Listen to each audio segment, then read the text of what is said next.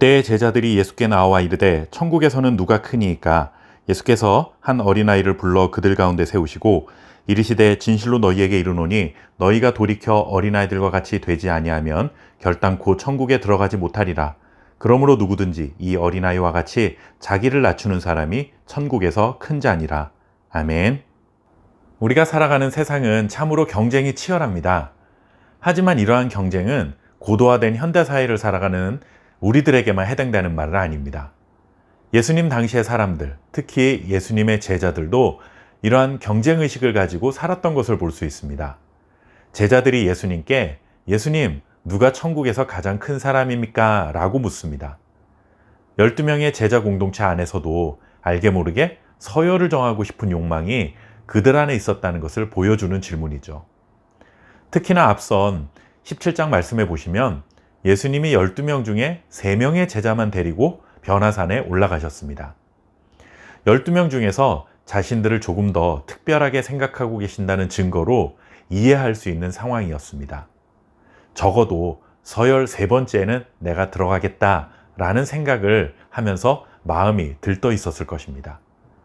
반대로 변화산에 동행하지 못했던 9명의 제자들은 어땠을까요? 남아있는 기간 동안 어떻게 해서라도 예수님께 주목받는 뭔가를 해서 서열을 올려야겠다라는 생각이 있었을 것입니다. 변화산에 동행했던 3명의 제자나 산 아래에 있던 9명의 제자나 말 그대로 떡 줄 사람은 생각도 않는데 김칫국부터 마신 격이라는 속담을 떠올리게 합니다.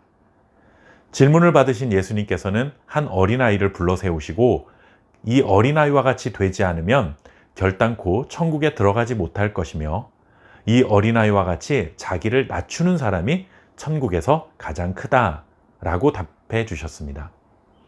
제자들의 질문에는 어떻게든 높은 자리에 앉으려는 욕망이 숨겨져 있었습니다.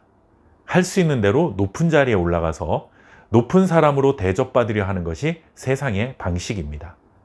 그런데 예수님은 이 가치관을 완전히 뒤집어 놓으셨습니다. 어린아이와 같이 자기를 낮추는 자가 오히려 천국에서는 큰 자라고 하시니 질문을 했던 제자들은 당황할 수밖에 없었을 것입니다. 그렇다면 어린아이는 어른들과 달리 높아지려는 욕망이 없을까요? 사실 전혀 그렇지 않습니다. 말도 제대로 못하는 어린아이들을 한번 보십시오.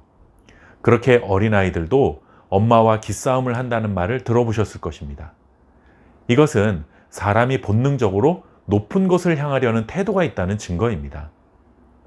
그런데 예수님은 왜 어린아이와 같이 자기를 낮추는 자라고 하셨을까요? 이것은 어린아이들의 겸손한 태도를 말씀하신 것이 아니라 어린아이들일수록 부모에게 전적으로 의존하는 의존성에 관한 말씀으로 하신 것입니다. 이런 어린아이들의 모습처럼 하나님의 자녀들은 하나님을 전적으로 의존하는 태도로 살아야 한다라는 것을 말씀하신 것입니다. 하나님을 전적으로 의존한다는 것은 반대로 말하면 나의 부족함, 연약함을 인정하고 자기를 낮추는 것입니다. 우리가 하나님 나라에 들어가기 위해서는 반드시 하나님을 전적으로 의존해야 하고 하나님 나라에 들어간 이후에도 여전히 그와 같이 하나님을 의존하는 태도로 이 땅을 살아가는 것이 마땅하다라는 것을 가르쳐 주신 것입니다. 제자들은 자신들이 이미 하나님의 나라에 들어갔고 그 나라에서도 높은 서열을 차지해서 자신을 높이고 싶은 마음이 간절했지만 하나님 나라는 그런 세상적인 가치관이 필요치 않은 나라라는 사실을 주님이 알려주셨습니다. 하나님 나라는 누가 높고 누가 낮은 이런 서열이 존재하는 곳이 아니라 하나님 앞에서 자신을 철저하게 낮추고 하나님만 전적으로 의존하는 곳이다 라는 것을 말씀하신 것이죠. 이것은 하나님 나라의 모델하우스라고 할 수 있는 교회가 이와 같은 모습이어야 합니다.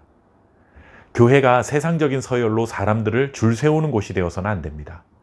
좋은 직장을 다니고 경제적으로 부유하고 학벌이 좋고 외모가 출중하다고 해서 그런 것으로 보이지 않는 서열을 만들어 놓고 성도들을 대한다면 그런 곳은 결코 교회라 할 수 없습니다.